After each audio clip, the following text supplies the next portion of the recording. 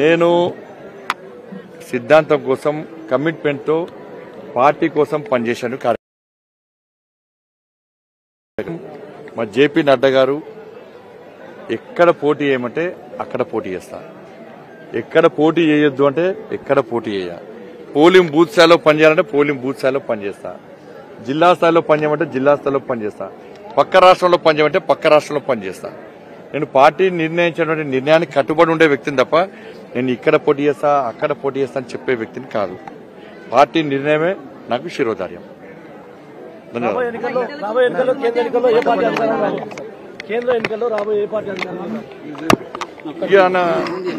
నీ క్లారిటీ ఉంది అని నాకు అనిపిస్తున్నావు అంతే.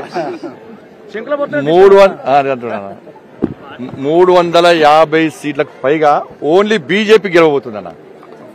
350 సీట్లకు పైగా ఓన్లీ బీజేపీ, 400 సీట్ల వరకు ఎన్డీఏ మొత్తం కలిపి గెలవబోతున్నది. ఇది నేను చెప్పిన పూర్తి ఏ సర్వే చూసినా గల్లీలో ఎవరున్నా కూడా ఢిల్లీలో మోడీ గారు ఉండాలని చెప్పి ప్రజలు కోరుకుంటున్నారు. గల్లీలో ఎవరున్నా కూడా ఢిల్లీలో మోడీ గారు ఉండాలని కోరుకుంటున్నారు. మళ్లీ కూడా చెప్తున్నా, పొన్నం ప్రభాకర్ గారు లాంటి నాయకులకు మళ్లీ విజ్ఞప్తి చేస్తున్నా.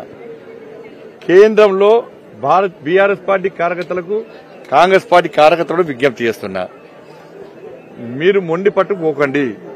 కేంద్రంలో తిరిగి మోడీ గారి ప్రభుత్వం ఏర్పడబోతున్నది. ఇక్కడ ఎక్కువ ఎంపీలు గెలిస్తే మన ప్రాంతం అభివృద్ధి చెందుతుంది.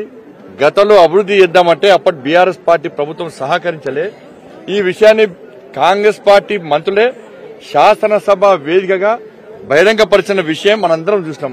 ఆ మంత్రులకు హ్యాట్స్ ఆఫ్, వాస్తవాలు గ్రహించారు, వాస్తవ విషయాలను అసెంబ్లీ వేదికగా సమాజానికి ఎవరన్నా గాని అటువంటి పరిస్థితి మళ్ళా రావద్దని మేము కోరుకుంటున్నాం. నరేంద్ర మోడీ గారు ఎన్నికల వరకు మాత్రమే రాజకీయాలు మాట్లాడాలి, ఎన్నికల తర్వాత అభివృద్ధి మన ముఖ్యం. తెలంగాణ రాష్ట్రాన్ని కష్టపడి సాధించుకున్నారు, అనేక మంది బలిదానం వల్ల సాధించుకున్నారు. కాబట్టి అటువంటి రాష్ట్రాన్ని అభివృద్ధి చేసుకోవాలని చెప్పి ఒక తపనతో నరేంద్ర మోడీ గారు అన్నారు. ఇక్కడ ఎక్కువ ఎంపీలు గెలిస్తే ఎక్కువ నిధులు వచ్చే అవకాశం ఉన్నది.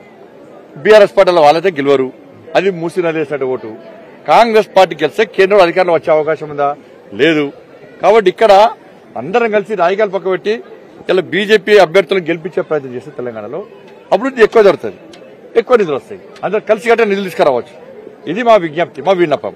నేను ఇది అహంకారంతోనో గర్వంతో మాడుతున్నాను, సవినయంగా విజ్ఞప్తి చేస్తున్నాను. ధన్యవాదాలు. విభేదాల ఎవరైనా